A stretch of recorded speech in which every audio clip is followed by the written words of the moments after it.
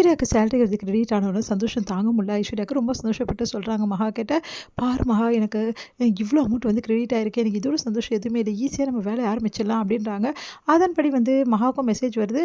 மகாவுக்கு message வந்து மகா வந்து ரொம்ப சந்தோஷப்படுறாங்க. "இங்க பாரு, எனக்கும் வந்து கிரெடிட் ஆயிடுச்சு அமௌண்ட்டு" அப்படின்னு சொல்லிட்டு சொல்கிறாங்க.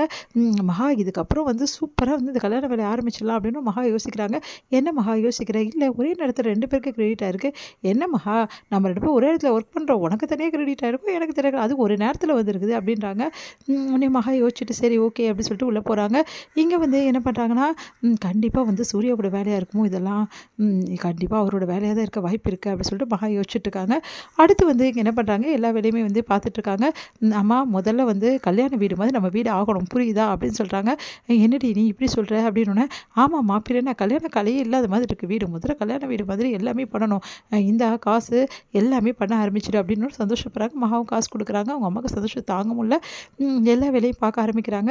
இங்கே வந்து எல்லாருமே சந்தோஷமாக வந்து நைட் வந்து தூங்க போகிறாங்க. ஹாலில் எல்லாரும் படுத்துக்கிறதால சந்தோஷமாக இருக்காங்க.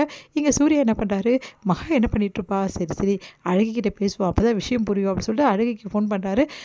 "நான் அழகிக்கிட்ட பேசணும்" அப்படின்றாரு. அழகி வந்து, சொல்லுங்கப்பா, இங்கே எல்லாரும் ஹாலில் படுத்துட்ருக்கோம், ரொம்ப ஜாலியாக இருக்குப்பா" அப்படி சொல்லிட்டு இருக்காங்க. அப்படியா அப்படின்னும்போது அழகி தூங்கிடுறாங்க.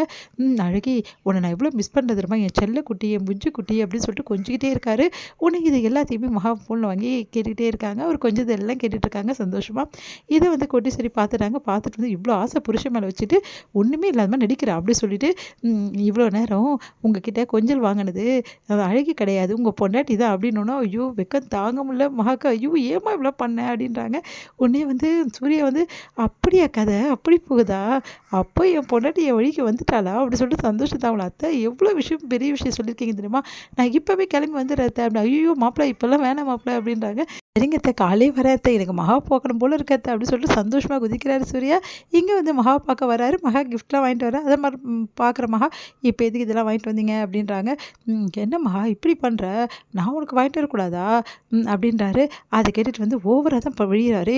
"நைட்டு நல்லா மாட்டிக்கிட்டேன் நான், அதனால தான் இப்படி வெளியிறாரு" அப்படின்னு சொல்லிட்டு டென்ஷனாக வராங்க. "இங்கே பாருடி, உன்னவும் வந்து சூர்யா கிட்ட இப்படி நடந்துக்காத, ஒழுங்காக நடந்துக்கும் மகா" அப்படி சொல்லிட்டு போகிறாங்க. "அம்மா வேறு சப்போர்ட்" அப்படின்ட்டு, "இப்போ என்ன உங்களுக்கு பிரச்சனை" அப்படின்னாங்க. "எதுக்கு இங்கே வந்தீங்க, உங்களுக்கு கல்யாண டைம் தானே வரணும், இப்போயே வந்துட்டா எப்படி" அப்படின்னு. "அதெல்லாம் தெரியல, நான் இப்போயே தான் இங்கே தான் இருப்பேன்" அப்படின்றாரு. சிரிக்கிறாங்க எல்லாருமே. மகா விட்டு ஒரு நிமிஷம் கூட இருக்க மாட்டார் போல் இருக்கு சூர்யா அப்படி சொல்லிட்டு ஐஸ்வர்யா வேற கலாய்க்கிறாங்க. ஐயோ அக்கா என் மானத்தை வாங்குறாளே சொல்லிட்டு ஓடி போகிறாங்க. மகா, "ஏய் மகா மகா" அப்படி சொல்லிட்டு சூர்யாவும் பின்னாடியே போகிறாரு. அப்பா இப்போ தான் நிம்மதியாக இருக்குது. மகாவும் சூர்யாவும் இப்படி இருக்க தானே நாங்கள் நம்ம நினச்சோம். அதே மாதிரி அவங்க 2 பேரும் ஒன்றா ஆயிட்டாங்க.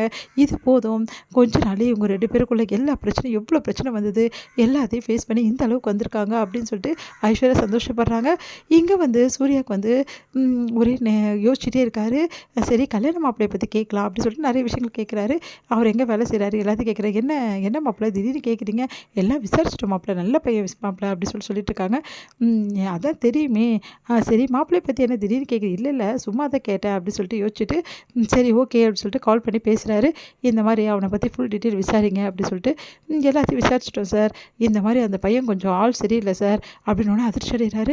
இந்த விஷயத்தை எப்படி நம்ம வீட்டில் சொல்கிறது, ஒன்றும் புரியலையே, மகா கிட்ட சொன்னால் ஏற்றுப்பாளா அப்படின்னு சொல்லிட்டு யோசிக்கிறாரு. அப்பா வந்து விஜய் கொடுத்த கிஃப்ட்டை வந்து யாருக்கும் தெரியாமல் பிரித்து பார்த்துட்டு அழுதுட்டு இருக்காங்க. இது ஐஸ்வர்யா வந்து பார்த்துடுறாங்க. பார்த்து அதிர்ச்சி அடைகிறாங்க. அப்போது பிரபாவோட மனசில் இன்னமும் வந்து விஜய் தான் இருக்கானா, இது தெரியாமல் வந்து கல்யாணம் ஏற்பாடு பண்ணிட்டு இருக்கமே, இப்போ ஒன்றுமே புரியலையே அப்படின்னு சொல்லிட்டு ஐஸ்வர்யா மனசு கஷ்டப்படுறாங்க. கண்டிப்பாக இந்த கல்யாணம் நடக்கக்கூடாது, பிரபாவோட வாழ்க்கையை நாசமாயிடும்னு யோசிக்கிறாங்க.